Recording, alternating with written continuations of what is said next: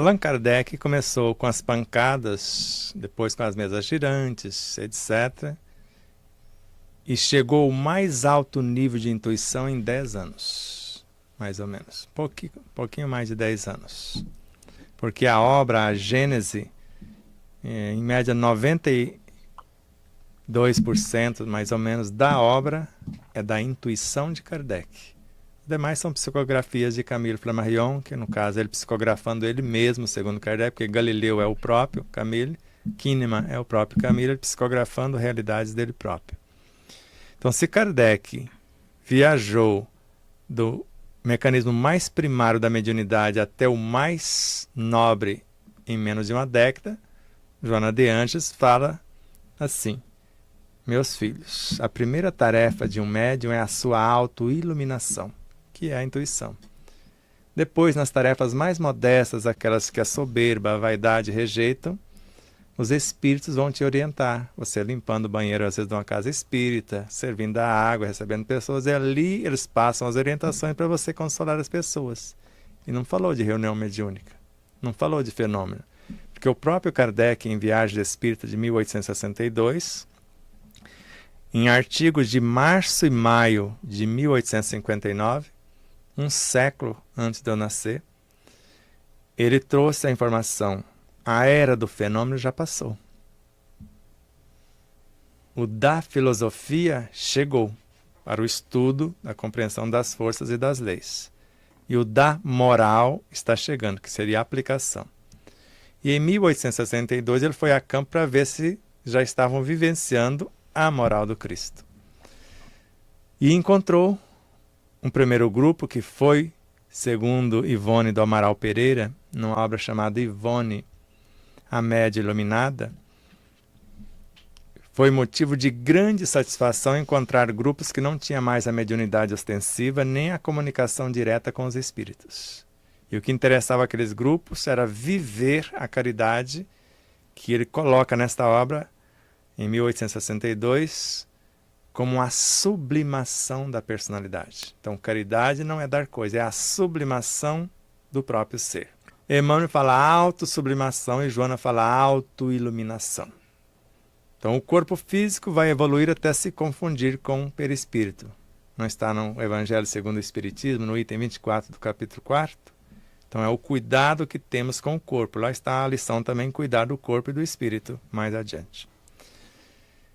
E o perispírito sofre transformações sucessivas quando eu penso nobremente, quando eu conduzo minhas emoções nobremente, quando as palavras são disciplinadas e as atitudes em harmonia. Então ele sofre transformações sucessivas até a sua completa purificação, que é o processo de autoiluminação.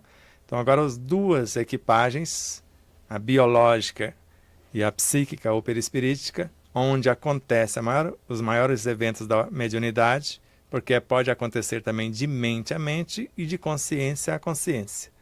Mas as mais corriqueiras acontecem nesses dois universos. Eles sublimados, disciplinados, comendo o necessário para manter a saúde, ou seja, comer o que necessitamos, não o que o corpo pede.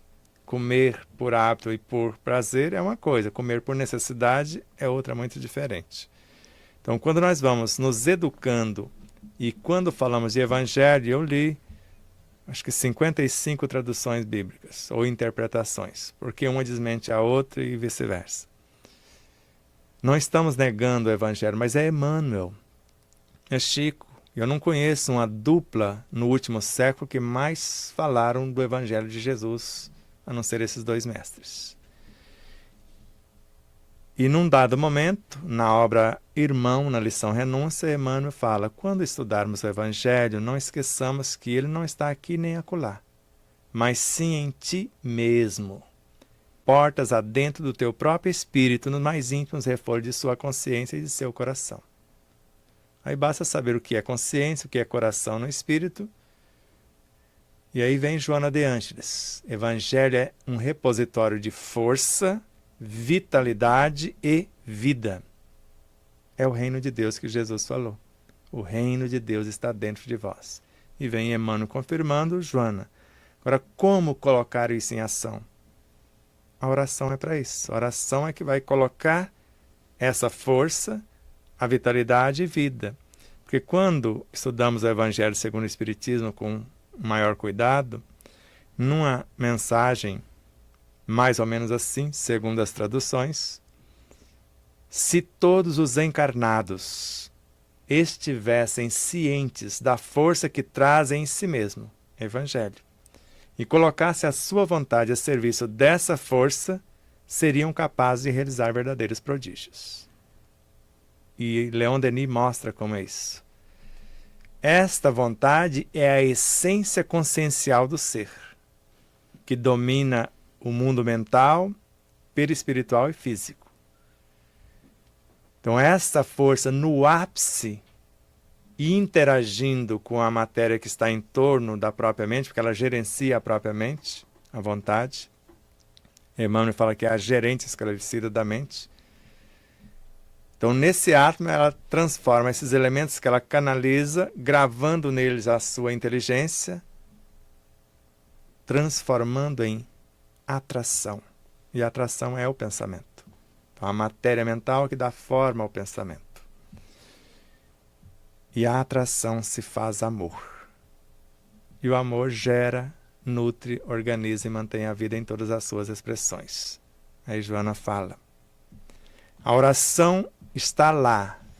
Aí eu pergunto onde? Lá onde a consciência se expande. O reino de Deus em nós, a superconsciência. É o mais perfeito mecanismo ou instrumento para o processo de autocura, porque vai trazer a lei, que é a força, a vitalidade para gerar a vida. É o mais perfeito mecanismo de plenificar-nos na ação, que é a sublimação. Mas o que é então essa mocinha chamada oração? No Evangelho segundo o Espiritismo, no item 23 do capítulo 27, é a primeira filha da fé, já que ele perguntou sobre a fé. E a fé é um sentimento que nasce com o homem, está lá no mesmo capítulo. É a consciência que ele tem da sua destinação futura. Então a fé que nós falamos, no sentido mais profundo do termo, é o que nós chamamos de intuição. Que é a fé inquebrantável. E Emmanuel fala, quando eu sublimo a minha alma, que eu me esforço para melhorar-me, eu posso buscar diretamente na fonte sem precisar do auxílio de quaisquer intermediários. Então eu busco nos originais da Bíblia, que está no plano espiritual, incorruptíveis. Se eu quiser buscar no livro, ele é vivo, eu vou lá na fonte e busco. Como Kardec fez, ele saía do corpo, ele fazia o mesmo processo. Saía do corpo, conversava com a falange, estudava e depois trazia até as perguntas que aconteciam aqui, combinaram lá. Vocês perguntam tal coisa, a gente dá as informações, aí você coloca nas obras. Você sabia dessa? A reunião fora do corpo, eles se confabulavam, estudavam e depois ele voltava ao corpo com a intuição, anotava e depois